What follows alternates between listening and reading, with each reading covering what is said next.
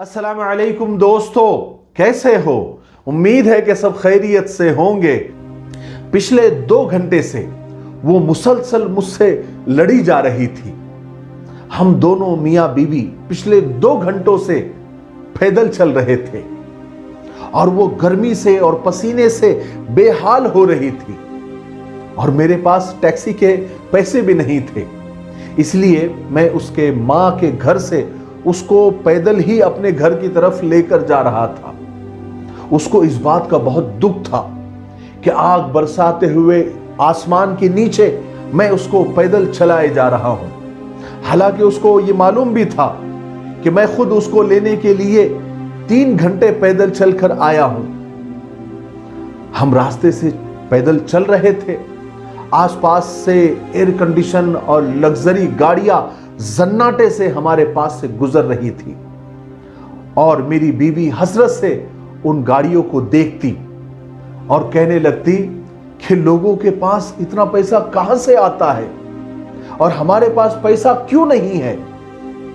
और मैं शर्मिंदगी से अपने पैरों को देखने लगता जो तेजी से आगे की तरफ बढ़ रहे थे। कहने लगी, अभी जो गाड़ी गुजरी तुमने देखी? कितनी कम शक्ल और कितनी बदसूरत औरत उसमें बैठी हुई थी। क्या वो मुझसे ज्यादा खूबसूरत थी? उसने मेरा बाजू पकड़कर मुझे झिंझोड़ा। मैं मजीद अपने आप में सिमट गया। कहने लगी कि वो हसीन भी नहीं थी मेरी तरह, मगर फिर भी उसके पास गाड़ी का सुख है, कार की अय्याशी है। और मुझे देखो, धूप में पैदल जल रही हूं, वो भी तुम्हारे साथ। मैंने फिर अपने पैरों की तरफ नजरें जमाई जो तेजी से जमीन को पीछे छोड़ रहे थे और मेरा अंगूठा जूते से बाहर झांक रहा था। कहने लगी, बात दरअसल उस औरत में नहीं है। वो तीखी नजरों से मुझे घूरती हुई शिकायत करने लगी।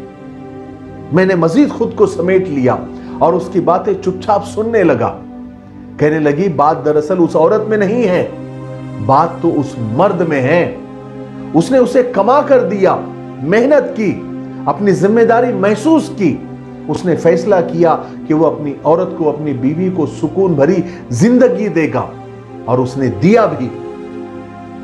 मैंने बस बहुत बेबसी से अपने हथेलियों को देखा जिन पर छाले थे और वो छाले भी फट रहे थे और उनसे मेरा गोश्त झांक रहा था और पसीने से जल रहा था।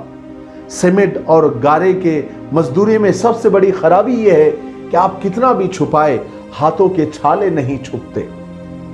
कहने लगी, खुद को देखो, फलसफे के मास्टर कर चुके हैं, डिग्रियां खुद के पास है और पिछले 3 साल से नौकरी के पीछे जूते चटखारते फिर रहे हो। कोई फायदा हुआ तुम्हारी एजुकेशन का? कोई फायदा हुआ तुम्हारी तालीम का? मेरी बीवी के इन सवालों का जवाब मेरे पास नहीं था।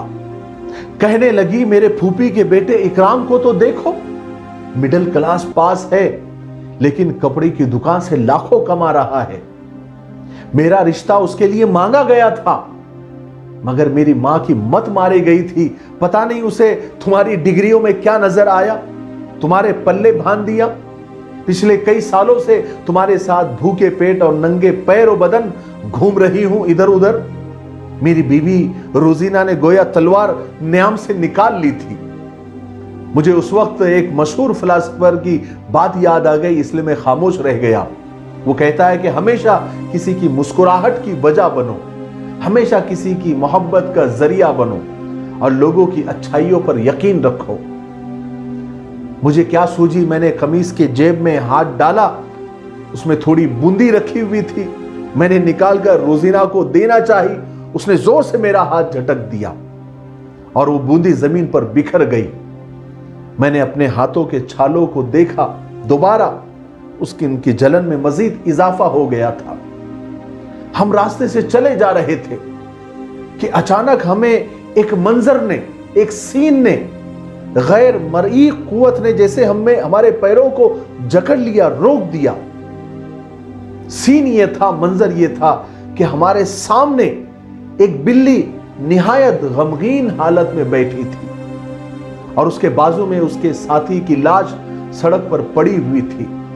किसी गाड़ी ने उसके साथी का सर कुचल दिया था।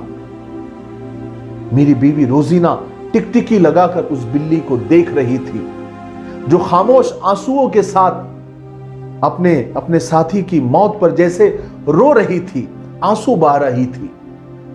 मेरी बीवी रोजीना बिल्ली के सामने बैठ गई और खामोश नजरों से गोया बिल्ली के साथ बातें करने लग गई। मैं टिकटिकी लगाए मेरी बीवी रोजीना को देख रहा था और रोजीना अपनी नजरें जमाए उस बिल्ली को देख रही थी। अचानक बिल्ली ने अपने साथी की तरफ देखा, गोया जैसे रोजीना को, मेरी बीवी को यह बताने की कोशिश कर रही थी वो बिल्ली कि मेरा साथी मुझे छोड़कर चला गया, मेरी दुनिया लुट गई, अब इस भरी दुनिया में मैं अकेली रह गई। रोजीना का यानी मेरी बीवी का जिस्म हिचकोले खाने लगा। मैं बिल्कुल साकित और खामोश अपनी जगह पर खड़ा हुआ था। गाड़ियां हमारे पास से गुजर रही थी। रोजीना यानी मेरी बीवी अपने मुंह पर हाथ रखे मुसलसल रोए जा रही थी। अचानक वो तेजी से अपनी जगह से उठी और शर्म हया को बालाए ताक रखते हुए दौड़ते हुए जोर से मेरे गले से आकर लग गई। मेरी बीवी ने, जो थोड़ी देर पहले बहुत गुस्से में थी, मेरे दोनों हाथों को अपने हाथों में लेकर मेरे जख्मी हथेलियों को बेखुदी में चूमने लगी, अपने आंखों से लगाने लगी और उसके आंसुओं से मेरे जख्मी छालों में एक सुकून सा फैलने लगा। मैंने गौर से उस बिल्ली को देखा और उसके आंखों में झिलमिलाते हुए आंसू मुझे साफ नजर आ रहे थे, लेकिन दिल ही दिल में मैं उस बिल्ली का शुक्रिया अदा कर रहा था कि उसकी एक छोटी सी अदा ने, उसकी खामोश जबान ने और उसकी खामोश आंखों ने मेरी जिंदगी का बहुत बड़ा मसला हल कर दिया था। मेरी बीवी को यह सिखा दिया था कि इस दुनिया में अपने शौहर से ज्यादा कीमती कुछ भी नहीं। गाड़ियां खत्म हो सकती है, बंगले फना हो सकते हैं, पैसे खर्च हो सकते हैं, लेकिन सबसे बड़ी दौलत उसका शौहर है, उसका मुहाफिज है, उसका शरीक हयात है। उस बिल्ली ने मेरी बीवी को यह सिखा दिया था, सारी दुनिया फना होने वाली है, खत्म होने वाली है। एक शौहर है जो जन्नत में भी साथ निभाएगा और जन्नत तक साथ रहेगा। मुझे उम्मीद है कि इस कहानी के इशारे आप लोगों को समझ आ गए होंगे। तब तक मेरे लिए, पूरी उम्मत के लिए, पूरी इंसानियत, पूरी मानवता के लिए और हमारे प्यारे मुल्क भारत के लिए और यहाँ की अमन और शांति के लिए और इसकी तरक्की के लिए खूब दुआएं करते रहे। अस्सलामु अलैकुम व रहमतुल्लाहि व बरकातुहू।